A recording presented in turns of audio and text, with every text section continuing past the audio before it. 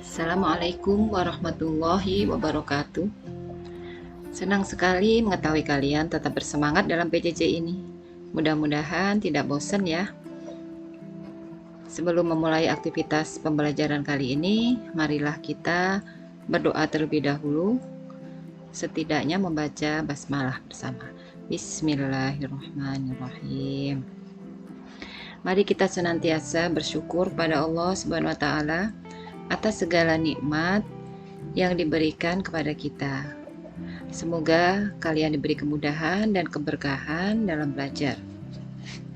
Jangan lupa untuk selalu menjaga kesehatan, rajin membantu orang tua di rumah, dan yang paling utama, jangan lupa untuk selalu melaksanakan sholat 5 waktu. Pada pembelajaran kali ini, masih melanjutkan materi tentang teorema Pythagoras bagian ketiga. Ini adalah bagian yang terakhir dari bab ini. Pada pembahasan sebelumnya, kalian telah mempelajari tentang penggunaan teorema Pythagoras, yaitu diantaranya untuk menghitung panjang salah satu sisi pada segitiga siku-siku dan juga penggunaan teorema Pythagoras pada bangun datar. Pada bagian akhir bab ini, kalian akan mempelajari tentang penerapan teorema Pythagoras. Untuk penerapan ini, diharapkan kalian bisa menyelesaikan permasalahan yang berkaitan dengan teorema Pythagoras dalam kehidupan sehari-hari. Baiklah, mari kita bahas bersama tentang penerapan teorema Pythagoras melalui beberapa contoh yang akan Ibu berikan.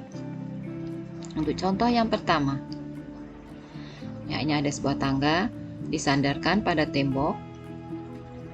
Jarak antara kaki tangga dengan tembok 2 meter dan jarak antara tanah dan ujung atas tangga 8 meter. Hitunglah panjang tangga tersebut. Sebelumnya buatlah sketsa gambarnya. Baiklah, kita bahas bersama. Langkah pertama, kalian buat dulu sketsa gambar.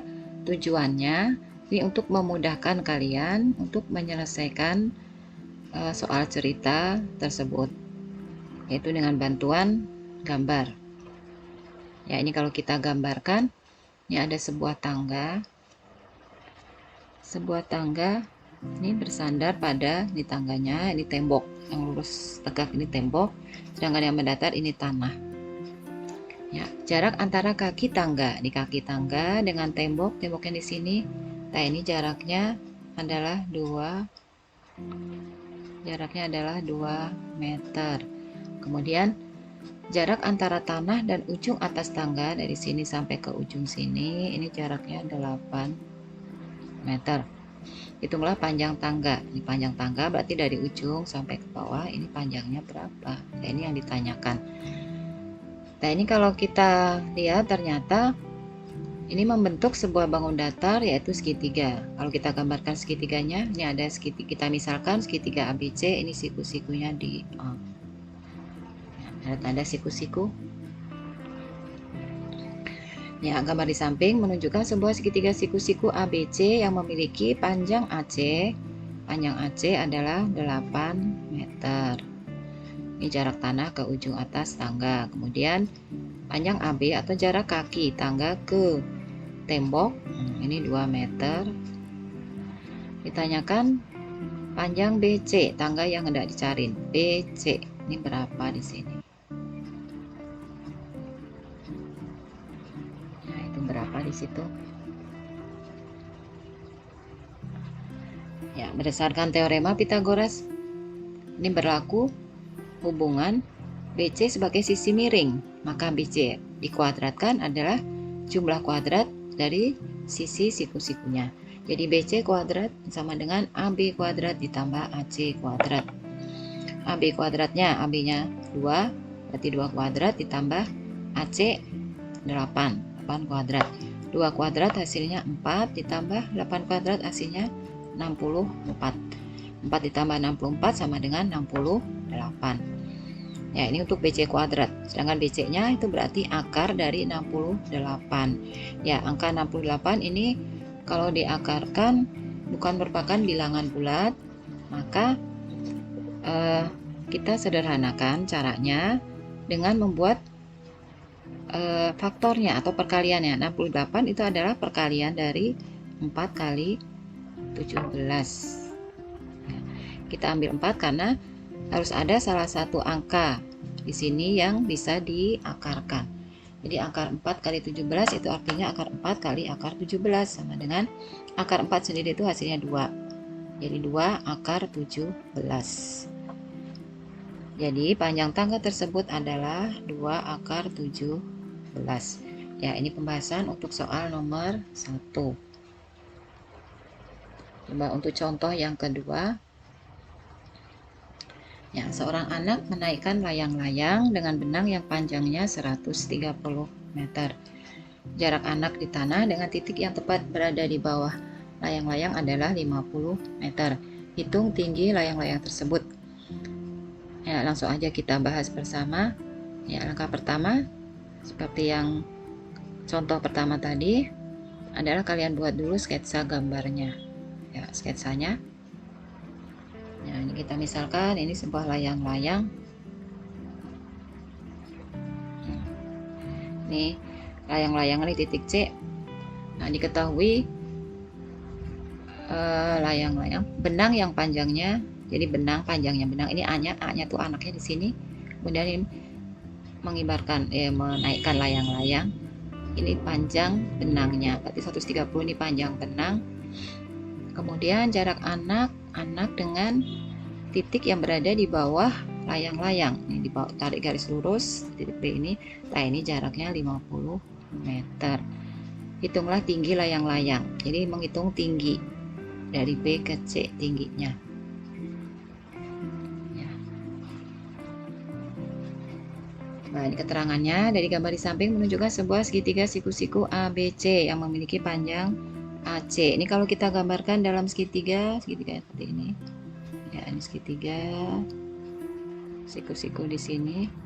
Ini A, B, C. Panjang AC, panjang benang. AC ini 130.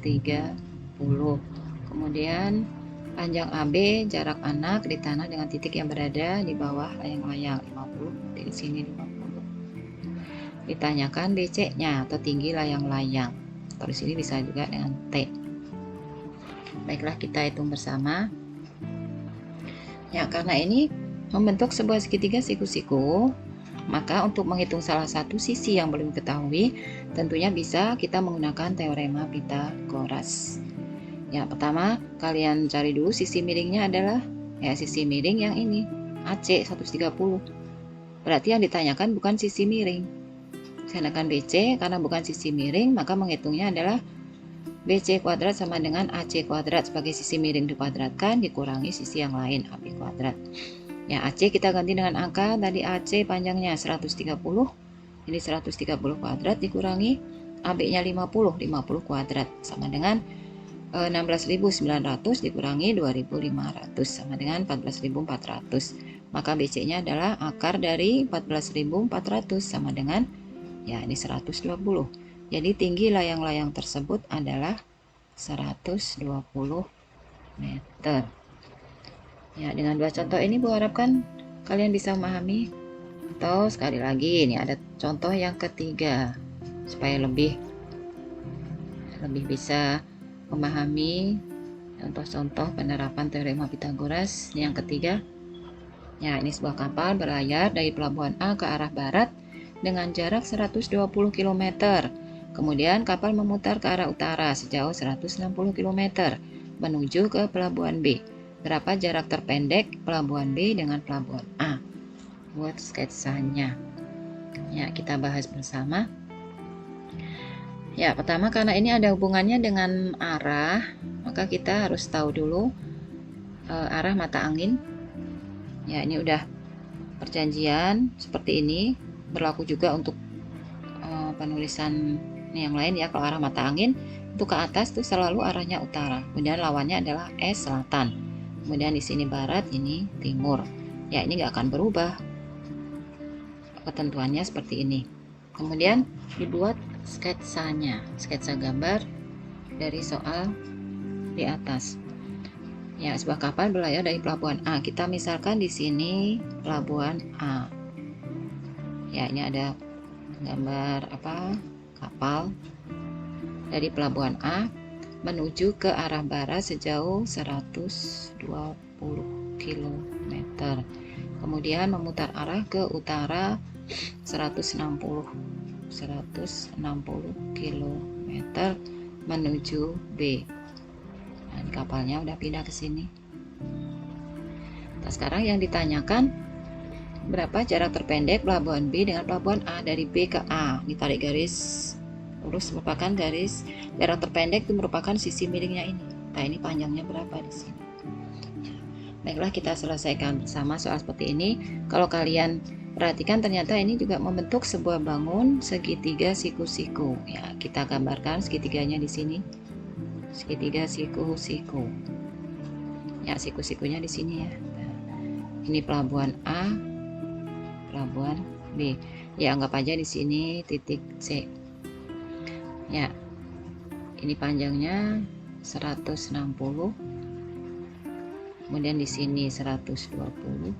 Nah, yang ditanyakan AB, atau kita misalkan dengan X. Ya, X ini sebagai sisi miring kalau pada segitiga siku-siku. Maka kita menghitung X kuadrat sisi miring kuadrat sama dengan jumlah kuadrat sisi yang lain. 160 kuadrat ditambah 120 kuadrat. Jadi X kuadrat sama dengan 25.600 ditambah 14.400. X kuadrat sama dengan 40.000, atau X sama dengan ini kuadrat, kalau X aja berarti akar dari 40.000. Jadi X sama dengan 200. Ya, jadi kita menemukan X atau panjang AB adalah 200. Jadi jarak terpendek pelabuhan B dengan pelabuhan A adalah, ya, ini kita tuliskan di sini 200 km. Ya, usahakan kalau menyelesaikan soal cerita harus lengkap ya. Ini sketsa gambarnya, kemudian kesimpulannya apa yang ditanyakan. Jadi jarak terpendek ini kita tuliskan di sini. Ya, mungkin untuk contoh Ibu kira cukup contoh 1 2 3, bisa kalian ulang-ulang videonya kalau memang belum paham. Ya, ulang-ulang sampai paham. Ya, di akhir pembelajaran kali ini tentunya Ibu akan memberikan tugas seperti biasa, selalu ada tugas di akhir pembelajaran. Nah, tugas ini harus kalian kerjakan dengan tujuan untuk mengukur sejauh mana kalian telah memahami apa yang sudah Ibu terangkan dalam video ini. Hasilnya kamu kerjakan di buku tugas. Ya, usahakan semua tugas yang ada terkumpul dalam satu buku tugas, jangan di selembaran kertas, nanti hilang. Kemudian ya, kalau bisa difoto kemudian diupload ke KI3 Pengetahuan atau ke Google Classroom. Ataupun kalau nggak bisa menguploadnya, yang penting kalian udah mengerjakan di buku tugas. Nanti suatu saat suruh mengumpulkan tugasnya ke Sadamalun, nah tinggal dibawa. Ya. Adapun tugasnya seperti ini, kerjakan soal berikut seperti contoh yang telah diberikan. Ya, itunya sama aja, mungkin hanya beda angka, beda arah. Ya, tentunya kalian bisa mengerjakan sesuai contoh. Ya, semoga kalian bisa memahami dengan baik. Ya, tentunya kalau belum paham bisa diulang-ulang lagi videonya, atau boleh juga menanyakan di kolom komentar, atau bisa juga lewat WA. Akhir kata Ibu cukupkan sampai di sini dulu. Oh ya, sebelum Ibu akhiri, karena ini sudah bagian terakhir, selesai untuk bab ini. Untuk pertemuan selanjutnya tentunya akan Ibu adakan ulangan harian di CBT. Tolong dipersiapkan dengan baik, dan Ibu harapkan kalian bisa mendapatkan hasil yang memuaskan. Mungkin sekian dari Ibu. dan terima kasih atas perhatiannya. Wassalamualaikum warahmatullahi wabarakatuh.